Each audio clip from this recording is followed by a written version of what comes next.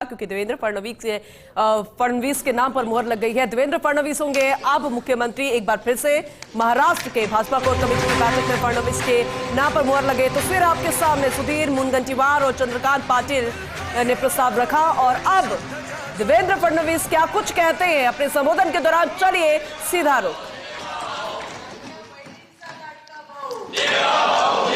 हिंदवी स्वराज्याचे सरसंस्थापक छत्रपती शिवरायांना मानाचा मुजरा करतो। भारतीय राज्यघटनेचे शिल्पकार भारतरत्न डॉक्टर बाबासाहेब आंबेडकर यांना मानवंदना अर्पित करतो। आज आपली सगळी प्रक्रिया पार पाडण्याकरता या ठिकाणी उपस्थित झालेले गुजरातचे माजी मुख्यमंत्री आदरणीय रूपाणीजी, त्यांच्यासोबत आलेल्या भारताच्या वित्तमंत्री आदरणीय निर्मलाताई सीतारामनजी, आपले अध्यक्ष चंद्रशेखर बावनकुळेजी, माननीय विनोद तावडेजी, माननीय शिवप्रकाशजी, मंचावर उपस्थित असलेले सन्माननीय आशिष शेलारजी, प्रवीण दरेकरजी, या ठिकाणी आपल्या सहयोगी पक्षाचे जनसुराज्यचे विनय कोरेजी, त्याचप्रमाणे युवा स्वाभिमानचे रवी राणाजी, रासपचे रत्नाकर गुट्टेजी, आपल्याला ज्यांनी समर्थन दिलं ते एकमेव अपक्ष आमदार शिवाजी पाटील, भारतीय जनता पक्षाचे विधानमंडळातील माझे सर्व ज्येष्ठ सहकारी, कोर कमिटीचे सर्व सदस्य, माझ्या सर्व भगिनी आणि बंधूंनो, सर्वप्रथम आपल्या सर्वांचे मी आभार मानतो की आपण एकमताने या ठिकाणी विधिमंडळ गटाचा नेता म्हणून माझी निवड केली आणि ही निवड प्रक्रिया करण्याकरता या ठिकाणी आलेले माननीय रूपाणीजी आणि माननीय निर्मला सीतारामनजी यांचे देखील अतिशय मनापासून मी आभार मानतो। खरं म्हणजे आपल्या सर्वांना याची कल्पना आहे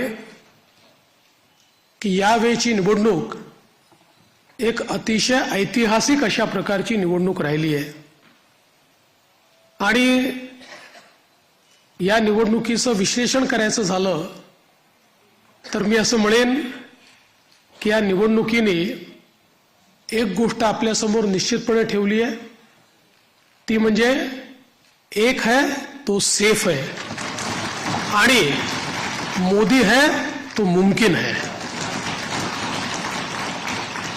मोदीजींच्या नेतृत्वामध्ये देशामध्ये विजयाची मालिका ही लोकसभेनंतर पुन्हा एकदा हरियाणापासून सुरू झाली आणि महाराष्ट्राने जे मॅन्डेट या ठिकाणी आपल्याला दिलेलं आहे, खरं म्हणजे महाराष्ट्राच्या जनतेला मी साष्टांग दंडवत घालतो अशा प्रकारचं मॅन्डेट महाराष्ट्राच्या जनतेने आपल्याला दिलेलं आहे। विशेषतः या संपूर्ण प्रक्रियेमध्ये आपल्या सोबत पूर्णपणे तनमनाने या ठिकाणी असलेले महाराष्ट्राचे मुख्यमंत्री माननीय एकनाथराव शिंदेजी आणि महाराष्ट्राचे उपमुख्यमंत्री सन्माननीय अजितदादा पवारजी यांचे देखील मी अतिशय मनापासून आभार मानतो।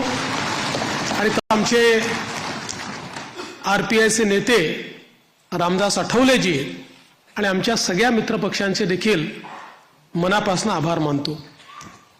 खरं म्हणजे अतिशय महत्त्वाचं अशा प्रकारचे वर्ष आहे। एकीकडे आपण सगळे लोक ज्या प्रक्रियेतनं निवडून येतो